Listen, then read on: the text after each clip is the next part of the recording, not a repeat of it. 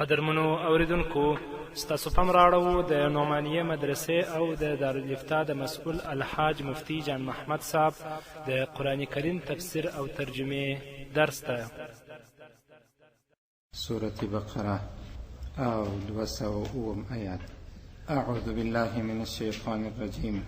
بسم الله الرحمن الرحيم. ومن الناس من يشري نفسه ابتغاء مرضات الله والله رؤوف بالعباد. يا أيها الذين آمنوا ادخلوا في السلم كافة ولا تتبعوا خطوات الشيطان إنه لكم عدو مبين. فإن زللتم من بعد ما جاءتكم البينات فاعلموا أن الله عزيز حكيم. هل ينظرون إلا أن يأتيهم العذاب في ظلل من الغمام والملائكة وقضي الأمر وإلى الله ترجع الأمور. تیر درس کې خدا خبره وسوله چې اخنس بن شریق داسې یو څوک و چې خبرې خوږې کولې، د رنګه ښې څېدی خبرې پستې کولې، او په دا خبرو یې د الله نبي ته ځان نږدې کړي. بالاخره نبي کریم صلی الله علیه وسلم څنګ ته کښېناوه. الله رب العزت آیاتونه نازل کړله چې دغه انسان خبرې ته په تعجب و حیرانتیا کې اچوي. په دې دنیا کې خو د خبرې پر تا تاثیر کوي، او په آخرت کې الله رب العزت د خبرو کوونکو ترمنځ فیصله کوونکی ذات دی. او دغه انسان پر هغه نیت او اراده باندې چې دی پر زړه لري، الله شاید ګرځوي. حال دا چې دغه انسان شدید العداوه، ډېر سخت دشمني کوونکی دی. خو مقصد یې دا دی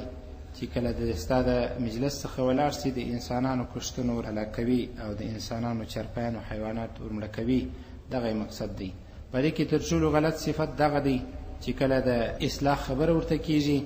او د نیکۍ خبره ورته کیږي، د ښې لارې خبره ورته کیږي، نو پر ده باندې خپل نفس غالب دی، غرور او تکبر پکښې کې دی. بالاخره نفسي غرور دغه انسان پر دې مجبوره کوي چې د حق لارې څخه ځان واړوي. همداسې هم سوله. نو د دې لپاره چې انسانان خپل نفسي غرور باندې اخته نه سي او د الله رب العزت د رضا لپاره کارونه وکړي، یو د دغه انسانانو څخه صهیب رومي رضی الله عنه دی. د نن په درس کې یا په د وروستني آیات کې 200 نمبر آیات کې دا خبره ده. صهیب رومي رضی الله عنه د مکې مکرمې څخه روان سو، مدینې منورې ته هجرت کوي.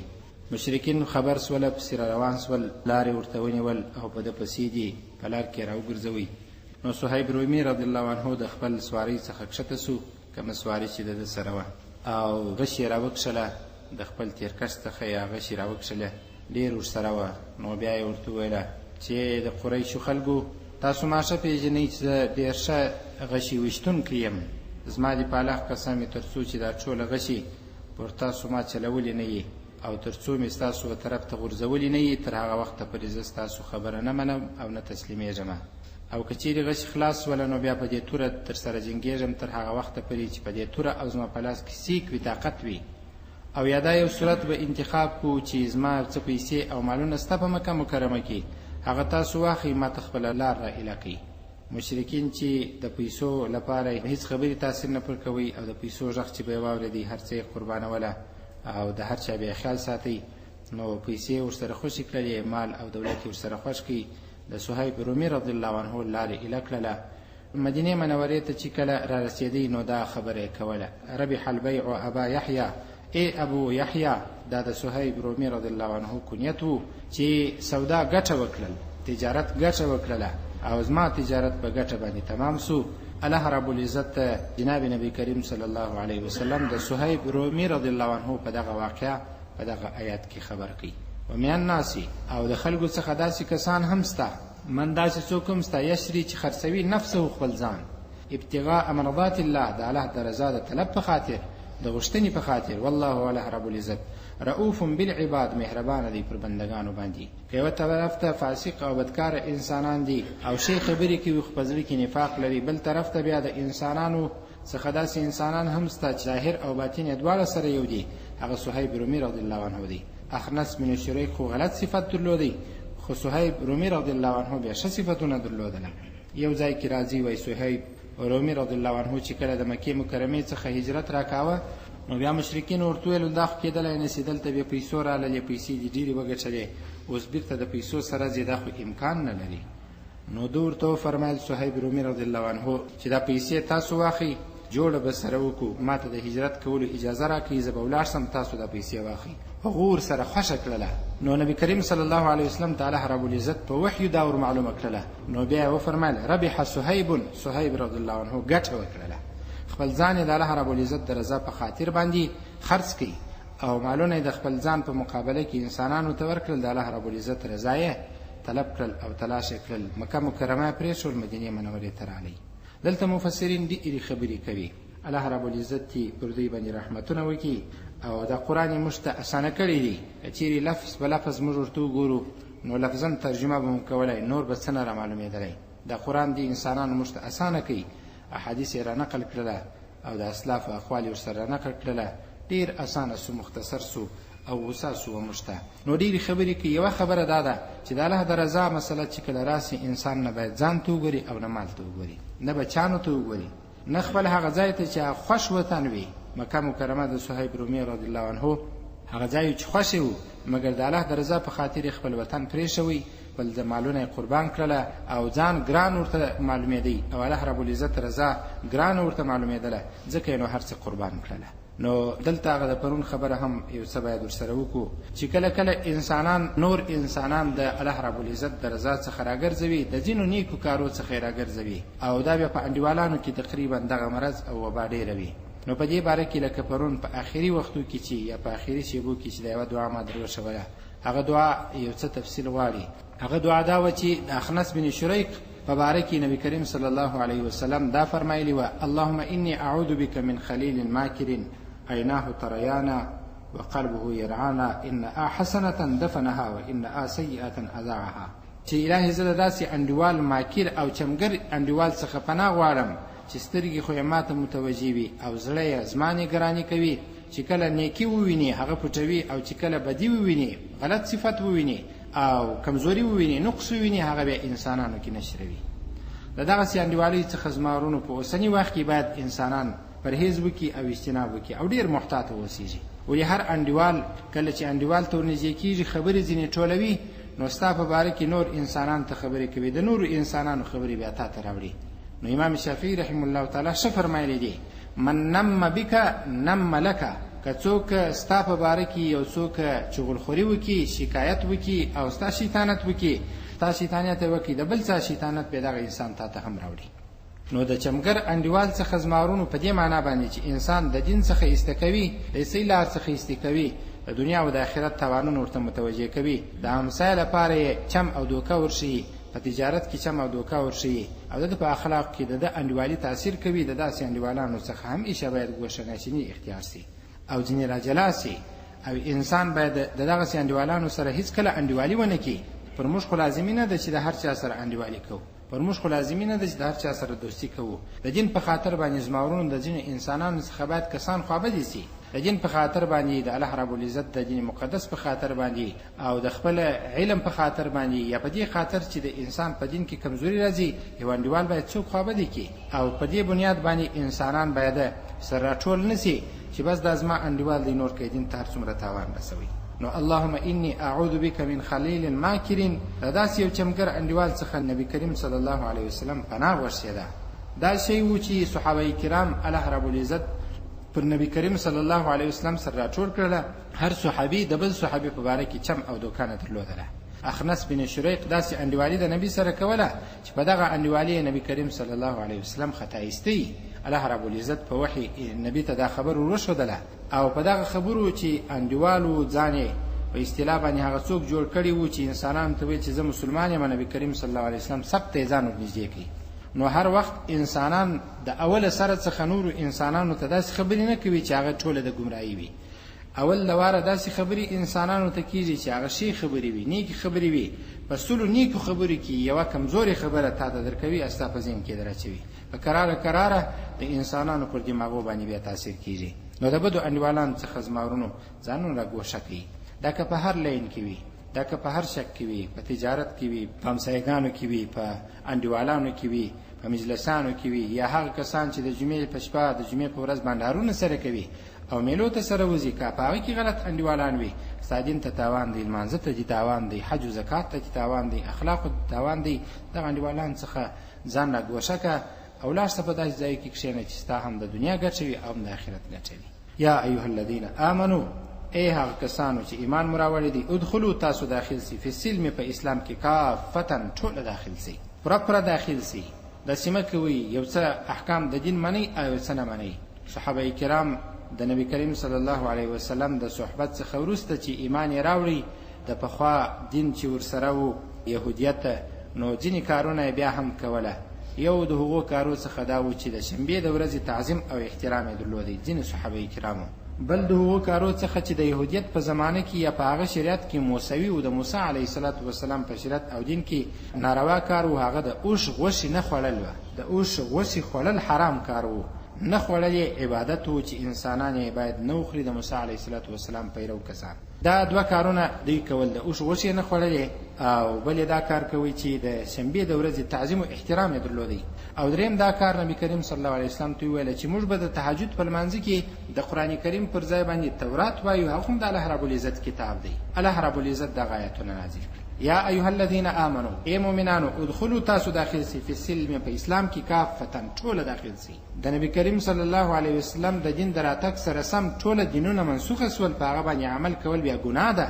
حق دی، مگر انسانان بیا د نبی د دین په حضور کې چې د نبی د دین موجود دی او دغه نبوي دین په موجودګۍ کې پر نور دینو باندې عمل کول بیا نه دي سي، شرعاً غلط کار دی او ناروا کار دی. خو هر دین او هر نبی، پر هر نبی چې صحیفه راغلي، کتابونه نازل شوي دي، وحی راغلی، ټول بر حق دی او زموږ د ایمان دی. اوس د کافتن په تفصیل کې یا په تفسیر کې مفسرین ډېرې خبرې کوي. مجموعي یا خلاصه شان چې زه تاسو ته وایم هغه دا دی چې انسان کچيري دولت او حکومت کوي او انسان کچيري په خپل بازار او ټولنه کې وسیږي، په خپل کورنۍ او افراد او د خپل فامیل د غړو سره وسیږي، په هر صورت کې باید دغه انسان ټول اعمال د اسلام او د ایمان سره برابر وي. دا یو څه کارونه چې انسانان دا وایي چې د څو کارو نوم یې دین یې شي دی، لمونځ کوه، زکات ورکوه، حج کوه، روژه نیسه، بس نور نو خلاص. نور دی یوه خبره هم د دین سره نه وي برابره. د حلال او د حرام فرق دی نه کوي، د حرام او د حلالو بحث کراري، حرام مه ګټه، حلال ګټه،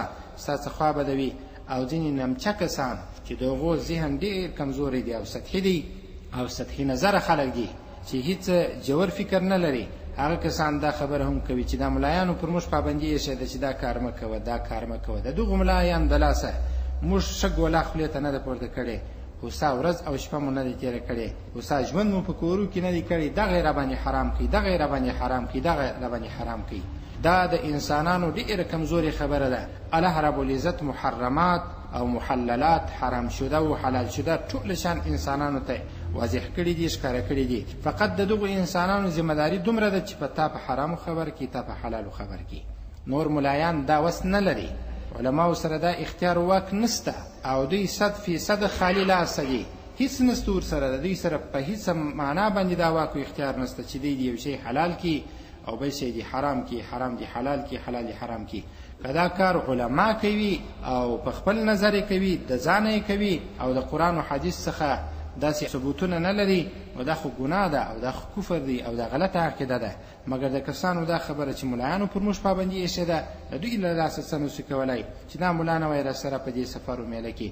سم دم تیاره میله وه، ده رابط خوند نه کړله، د ده د لاسه موږ شی نسو کولی. اوس خو الله رب العزت دا وختي درته فرمایلی وه چې لمونځ کوئ، قضا کوئ یا ما. د لمانځه د کولو پابند خو تاسو وختي لاواست، 1400 کاله مخکې د دې پابندي پر تاسو راغلې وه. دغه مولا چې ستاسو سره ملګری دی، د دې په موجودګۍ کې پر تا پابندي نه ده چې ته نو پلانکی دی پلانکی دی او فلانه ده. ځینې کسان ملایان خوران نه میلې ته بیایي او نه سفر ته بیایي، وایي د ده سره په تکلیفېږو، بس هر ګړی به د سترګو در کنجانو راته ګوري. داسې کسان خو به انشاءالله تاسې به هم انشاءالله داسې یو څه کسان به دغسې یاست. که دا کمزوري وي نو د ملایان خواران هم کله کله در سره بیایست. انشاءالله د ملایانو په انډیوالي کې خیر دی، نقص او تاوان نسته. یا ایها الذین آمنوا ادخلوا فی السلم کافه، ای انسانانو په اسلام کې پوره پوره داخل سي. هغه دولتونه او هغه وزارتونه، هغه بادشاهان دي هم فکر وکړي چې کله د کفارو د قانون خبره راځي نو هلته بیا دی سترګې پټوي، مګر کله چې اسلامي قانون راژوندی کیږي هلته بیا چونو چراو دلایل د سټیج پر مخ باندې او هر ځای ویل کیږي چې دا قانون خو د اوسنۍ زمانې نه دی، دا باید ونه چلیږي. په اساسي قانون کې باید دې ته ځای ورنکول سي او دا ماده باید پاس نه سي. د دې مادې لپاره ځای نشته. خو کله چې د اسلامي قوانینو څخه ما سوا د نورو قوانینو خبر رالل هلته بیا سترګې پټېږي. الله رب العزت دغو انسانانو ته دا خبره کوي، یا ایها الذین آمنوا ادخلوا فی السلم کافه. د اسلام او د ایمان دعوی خو کوي، مګر اعمال مو ټوله د اسلام او د ایمان د قوانینو څخه خلاف دي. نه دی مناسب کار، ښه کار نه دی، بهترینه خبره نه ده. ستاسو لپاره دا نیمګړتیا ده، په تاسو کې یو ایمانی او عقیدوي کمزوري ده. د اسلام چې کله د قانون خبر رالل په پوره پوره باندې موږ ورته آماده سو او په پوره پیمانه باندې د عملي کولو کوشش یې وکړو. په دې کې ډېرې خبرې دي او نمونې ډېرې دي په احادیثو کې. یوه غټه نمونه چې موږ ته د ټولو احادیثو څخه ښکاره کېږي هغه دا نمونه ده، یا ایها الذین آمنوا ادخلوا فی السلم کافه. چې کله صحابه کرامو، دغو صحابه کرامو چې د دې درو شانو غوښتنه یې کوله او د شنبې د ورځې احترام یې کوي او د اوښ غوښې نه خوړلې او د نبي څخه د تورات د ویلو په تهجد لمانځه کې اجازه وغوښتله، چې کله دا حکم نازل سو فورا یې پرېښوله. دغسې باید داخل سو چې څنګه حکم رالی، شرعي حکم رالی، بس هغه زموږ پر سر او سترګو قبول دی. یا ایها الذین آمنوا ادخلوا فی السلم کافه. بله ورځ د یو چا موضوع تقریبا یوه میاشت د مسائل ډېر وي، نو موږ وخت ورکو، نو رالی بیا مسله ور ولیکله. مسله کې نو دی توانیسو پرده راله خبره دی توانیسو، نو بیا ټلیفون راوکړي، ما په مسله به تاسو نه یاست پوه سوي، مال جنابه یوه میاشتې مسله زموږ سره و نه یې په پوه سوي، اوس لا هم پوله پر موږ اچې مفته هېڅ احسان مو نه در باندې اچولی، دعا دې نه راته وکړله په دا ټلیفون کې. خیر د هغه نفر ورسره رالی، که دلې دی خو ډېر ښه که هغه نفر که راغلی ترجمې ته ښه دی چې آینده وخت لپاره دا خبرې څخه اجتناب وکړي چې دا مولوي صاحب باندې ولا که زموږ چې پټ سي خامخا مو رسوا کوي. نوم یې نه اخلم، در ښیم یې نه، مګر د واقعه د عبرت دپاره درته بیانوم. نو بیا چې رالی بل مې نه درته کړې، مال چا زما سره خبرې وکړلې او دغه مال ورسره وکړې، مال دنیوي تاوان در ورسېدی اوه نور خو هېڅ مشکل نه و. که مسله ستا په باره کې وای نه دې ولا که ټلیفون را کړی وای، نه دې ولا که دلایل ولی وای، نه دې دا خبره راته کوله چې تاسو به زما په مسله نه یاست پوه سوي، او تاسو چې ډله راغلي واست د مولوي صاحب څه مسله لیکلې وه په هغه وخت کې دې دا خبره نه کول، دا یوه میاشت چې پوره تېره سول به دې دا خبره نه کول. اوس راللې بیا مې ورته وویل نو مال په دې کې تاوان څه دی چې اوس ته د تاوان ورکې، دونه پیسې 100,000 کاله یې تاوان پر راتلی، 20,000 کاله یې تاوان پر راتلی، مال تاوان شته ولډنګ زردي ده. اوس د خدای بنده هلته ما ورته ویله مال د شرعي حکم د منلو لپاره ته دا وایه چې شرعي حکم منل ډنګ زردي ده.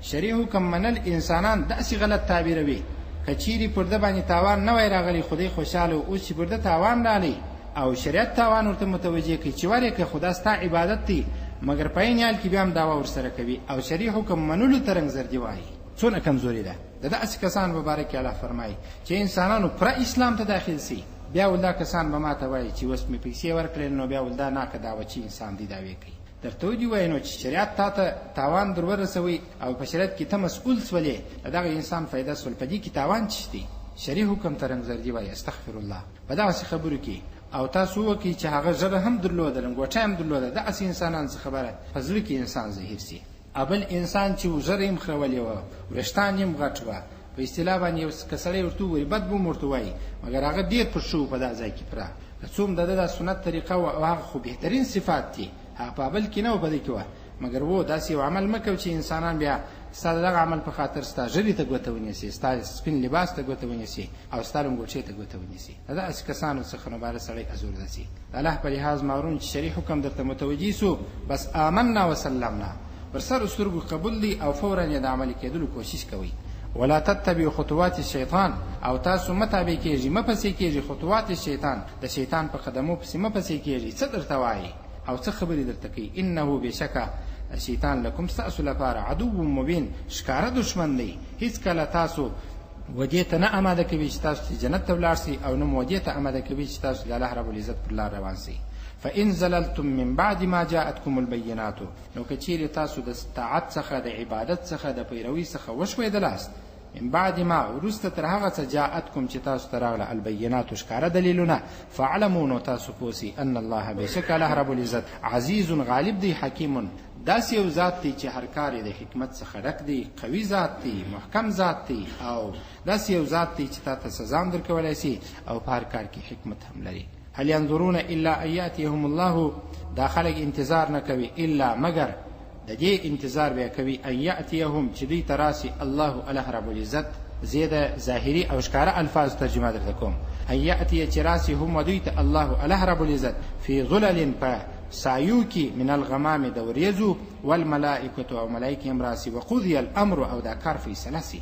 او د عذاب کار خلاص سي دوی ته الله رب العزت عذاب ورکي. دغه آیات مبارک زما ورونو علامه قرطبي صاحب رحمه الله تعالی لیکلی دی وای ان یاتیهم الله فی ظلل من الغمام د وریځې په تاریکۍ کې یا د وریځې په سایو کې الله رب العزت راسي. څنګه راځي نور زموږ سره گنجائش دا نشته چې خبره وکړو. علامه قرطبي صاحب لا دا فرمایلی دی ان یاتیهم الله چې د الله رب العزت امر راسي، د الله رب العزت عذاب راسي فی ظلل من الغمام د وریځو په تاریکۍ کې د وریځو په شکل کې راسي او ملائکه راسي وقضی الامر او د عذاب کار خلاصي او دغه انسانان ته عذاب ورکي. او کچيري امر لفظ دلته پټ سره کښې نږدو دا ترجمه وکړو ان یاتیهم چې دوی ته براسي الله الله رب العزت فی ظلل په تاریکۍ سایو کې من الغمام د وریځې والملائکه او ملائکه. نو څنګه به الله رب العزت راسي؟ نور ما درته ویل زموږ بالا عقل کار نه کوي، نور موږ د دې اجازه نه لرو چې په دې کې خبره وکړو. او یو تفسیر کې لیکل شوی دی علامه صابونی رحم الله تعالی لکه څنګه چې انسانان د الله په ذات کې خبر نشي کولای چې څنګه وي، همداسې د الله رب العزت په صفاتو کې انسان خبر نشي کولای چې په څنګه شکل او صورت کې راځي. دا پر دې خبره کوي چې د الله په ذات کې انسان خبر نشي کولای چې څنګه به راځي او په کوم شکل او صورت کې به راځي. نور موږ توقف کوو زما ورونو د دې آیت په باره کې. زموږ د اهل سنت والجماعت عقیده همدا ده و الی الله او د الله طرف ته ترجع الامور ټوله کارونه ورګرځي. سل بني اسرائیل پوښتنه وکړه د بني اسرائیل څخه کم آتیناهم څومره موږ دوی ته ورکړي دي من آیتین د نښانو څخه د علامو څخه بینتین چې ښکاره نښانې و علامې وې. موسی علیه السلام څه درلودله؟ لاس به په بغل نه نیسي او بیا به تک سپینې سېدی، لکړه ورسره وه او دریاب ته ودرېدی، 12 لارې جوړې سولې. الله رب العزت فرمایي چې د دې بني اسرائیل څخه پوښتنې وکړئ څومره نښانې موږ دوی ته ورکړې وې، معجزات موسی علیه السلام ته ورکړې وه. او دغه انسانانو بیا هم د الله رب العزت د نعمت نافرمانی وکړل، د الله نعمت یې بدل کړي. الله رب العزت سخت عذاب بني اسرائیل ته ورکړي. ومن يبدل او څوک چې بدلوي نعمت الله د الله نعمت من بعد ما جاءته ورسته تر هغه څه چې وده ته راسي د الله نعمت ورته راورسېدی، دی په هدایت باندې پوسو صراط مستقیم ور معلومه سوله او په دې پوسو چې دا نبی دی ایمان نه پر راوړي فإن الله نو بشک الله رب العزت شدید العقاب سخت عذاب ورکوونکی. اوس که انسانان بیا هم د شی لارې څخه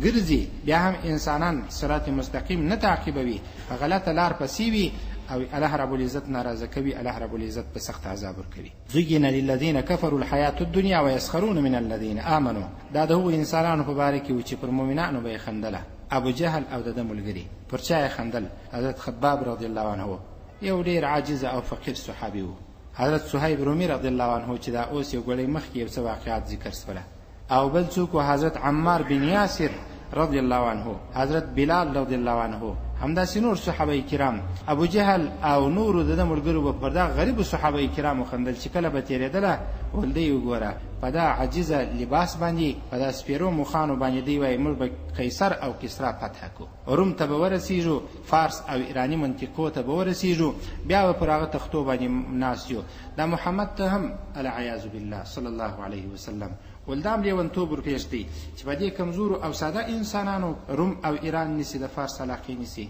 ما به درته بیان کړل هغه واقعه چې حذیفه بن یمان رضی الله عنه ولاړی او بیا په دغه سپیره په دغه ماته توره باندې د هغه دربارچی چې په دربار کې ولاړو او چوکیدار وو په دغه ماته او ټوټه ټوټه توره دغو انسانانو د مضبوط سړي په لاس کې هغه تیره او تند او قوي سپر ورمات کړي. په دغو انسانانو بیا الله رب العزت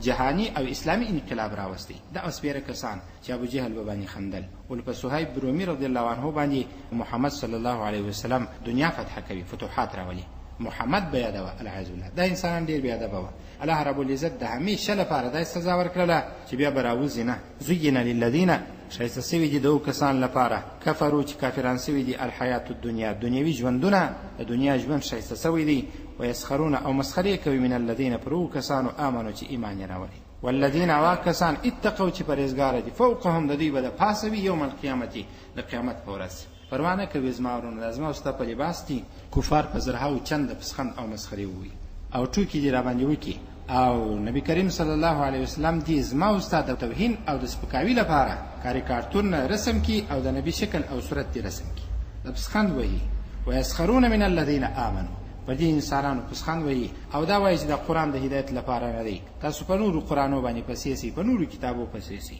په یو معنا په بله معنا باندې او دومره درانه او سنګین او د توهین څخه ډک الفاظ چې ښایسته الفاظ یې دوی د ژبې پر سر استعمالوي که انسانان ورته متوجه سي دا اوسنۍ میډیا نه ده دا اوسنۍ رسنۍ چې دي دا ټول هغه الفاظ دي چې په هر لفظ کې د مسلمانانو توهین او سپکاوی پروت دي خو مسلمانان باید ورسره متوجه سي ډېر ورته متوجه سي په دومره پیمانه باندې دا ځینې رسنۍ خو نو اوس راوتلي دي 2.2 دي هلته مطلق ځینې بحثونه داسې دي چې هغه په دا ټولو صدۍ کې د یوې صدۍ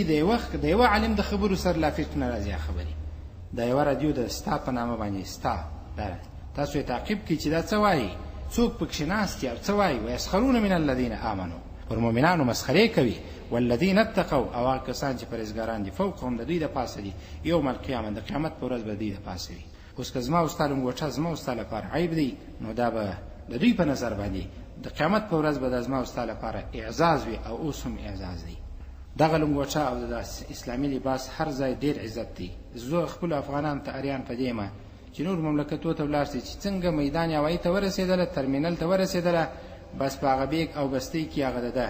چې ورسره یې د هغه ملک لباس ورسره یې فورا یې تبدیل کړي او بدل یې کړي موږ دا څو زمانه مخکې ایران ته ولاړلو د سیر او سیاحت لپاره ایران په باره کې ډېرې خبرې کېدلې نو هلته یو میدان جوړ دی اصفهان کې د میدان امام په نامه باندې د خمیني په نامه یې جوړ کړی دی 40 جریبه کې دی او پخواني ډېر مسجدونه هم پکښې کېدي یو مسجد د شهید لطف الله په نامه باندې دی هغه یو ډېر عجیبه ترتیب درلودی جوړ و هلته لاوډ سپیکر نه و خو داسې یو کار یې ورسره کړی و چې پر دا ډبره به ودرېدلې ټوله مسجد دي او جامع دي اواز اورېدي دا ټوله جامع تقریبا هغه جامع به جوړه حتما په 3-4 جریبې کوي داسې د ګمبتې د سر سره دغه د ګمبتې د سر په مقابله یا د ګمبتې لاندې 1 فوټ په 1 فوټ کې ډبره وه چې په دې ځای به ودرېدلې اواز چې به دې وکړي ټولې جامع اورېدي کله چې به د ډبرې څخه ایسته سولې ساده اواز به و ډېر ساده اواز به و زموږ سره یو د اصفهان یو نفر قاري صاحب ښه اواز یې مو نو مالته په دې ځای کې قرات ووایه شاید چې په دې کې ډېر داسې کارونه سوي وي چې هغه د دوی د مسلک سره سم وي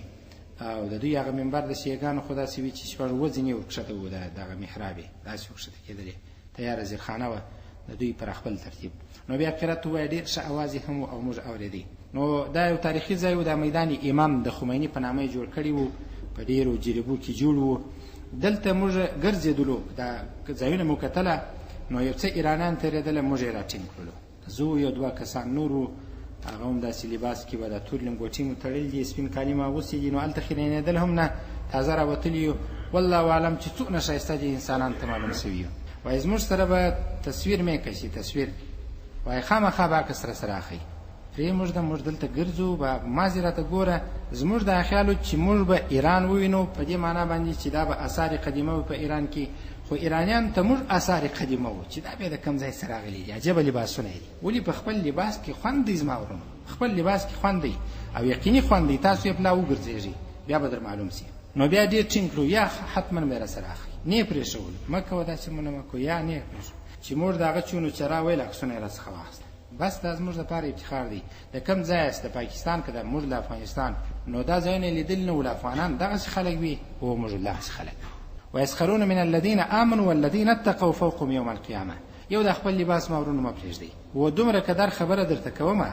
چې دا لباس مه پرېږدئ مګر و که داسې یو ځای چې مشکل پیښیږي د هغو په طرز او طریقه ځانونه اړولی سي دا نو نه چې تاسو به ژر ورسره وخروئ ژر یې کشنۍ کوئ طرز و طریقه مثلا په یو ملک کې داسې د سپینه خولۍ باب ده هلته سپینه خولۍ ورسره به سر که که تا ته په لنګوټه کې مشکل و مګر سراسر خپله شکل او صورت اړول خپل لباس اړول د دوی په شکل او صورت ورسره ګرځېدل تاسو خپله در معلوم دي په دې باره کې پوښتنه هم مه کوئ چې دا نو زه څنګه وکړم پلان وکړم یو چا وایي زه داسې ځایو ته ځم که مې ژره ونه که سره مې نه پرېږدي نو ما ضرورت څه لرې ضرورت شته دی چې هغه ځای حرامي کار دی حرامي او تخامخ ورځي بل حرام کار او ګناه پس کوي ضرورت دی شته والله اوله رب العزت يرزقه رزق ورکوي من هغه چاته یشاء چې خوښي سي بغیر حساب بل حساب كان الناس امه واحده خلق امه واحده یودله په دین کې یو ټولې و آدم علیه السلام څخه شروع بیا تر چا پوری تر نوح علیه السلام پوری دا پوری و شریعت د انسانان را روان و ځینې کسانو باندې اختلاف شروع کړي الله رب العزت نوح علیه السلام راولېږي اختلافات په سیډیر سول الله نور انبیاء بسرا ولېږل کتابونه بسرا شروع سول صحیفه بسرا شروع سول سلسله انبیاء او جناب نبی کریم صلی الله علیه وسلم تر ورسېدل فبعث الله الله رب العزت راولېږل النبیین پیغمبران مبشرین زیر ورکون کی و منذرین او يرون کی و انزل او راولېږي معهم د دې سره الكتاب کتاب بالحق په حق سره ليحكم د دې لپاره چې فیصله وکړي بین الناس د خلق په مابین کې چې کم کسان بر حق دي د نوح علیه السلام متبعین پیرو انسانان او کله هغه څخه ما سیوا یا د هغه د دین خلاف چلیدونکي انسانان بر حق دي چې دا کتاب فیصله وکړي یا الله فیصله وکړي د خلقو تر مابین فی مختلفو فيه په هغه کار کې چې دغه انسانان اختلاف کوي او مختلف فيه او اختلاف ونه کوي په دې کتاب کې الا الذين مگر هو کسان اوتوه چې دا کتاب ورکول سي وو من بعد ما ورسته تر هغه څه جاءتهم چې ترال البينات ښکار دلیلونه دلائل ورته واضح سول ښکارا سول مگر بیا هم اختلاف کاوه دغه اختلاف کول یو ځنې سبب چې شو بغیم بینهم فخپل مینس کې سرکشي و بس نیمنل د بغض او د حسد په خاطر د کینې په خاطر باندې فهد الله الذين الله رب العزت لار ورشد له کسان ته امنو چې ایمان راوړي لما اختلفوا فيه هغه شی ورته واضح کی هغه شی ورته څرګند کی د کوم شی په باره کې چې دی اختلاف کاوه من الحق د حق طریقه الله رب العزت ورشوله هغه حق شی ورشوي باذنه په خپل فضل سره الله رب العزت مؤمنان دغه اختلاف څخه خلاص کړ والله الله رب العزت يهدي من يشاء لا شيء هغه چاته یشاء چې خوښي وي الى صراط مستقيم وسم الى الله رب العزت د انسانانو هدایت کوي الله رب العزت زموږ او څخه صراط مستقيم نه لري کوي او صراط مستقيم کملار ده مستقبل اسلاف وای موږ د خپل کتابو څخه دا فهمو او په ټولو خبرو کې د دین په ټولو کتابو کې دا خبره لیکل شوې ده او تر اوسه پورې چې روان دي هغه دادي دغه کسان چې د اهل سنت والجماعت څخه شروع دي د نبی کریم صلی الله علیه وسلم څخه ورسته صحابه کرام دغه څخه ورسته تابعین او تابعین هر زمانه کې چې انسانانو د دین لپاره قرباني ورکړي دي او لارې هغه لار څنګه کړې ده چې هغه د صحابه کرامو ده د صراط مستقیم ده او فتنه بدیری وی حتما به مشکلات پیښیږي چې کله اختلاف راسي او چې کله ګډوډي راسي نو ځینې شانو ته ضرورت ده یو د هغو شان څخه صبر دی صبر به انسانان کوي او د صبر پیمانه د صبر نتیجې ډېرې دي او تحمل برداشت ډېرې ښه نتیجې لري دا وروسته آیات د صبر مبارک دي چې الله رب العزت فرمایي چې تاسو جنت ته داخليږئ مګر تاسو ته دي تکلیفونه نه راغلي داسې نشي کېدلی که څوک د جنت او وعده وي تکلیف به برداشت شوي ابا سبا وایو ان شاء الله لا اله الا انت سبحانك فقنا عذاب النار اللهم انك عفو كريم تحب العفو فاعف عنا ورب اغفر وارحم انت خير الراحمين وصلى الله تعالى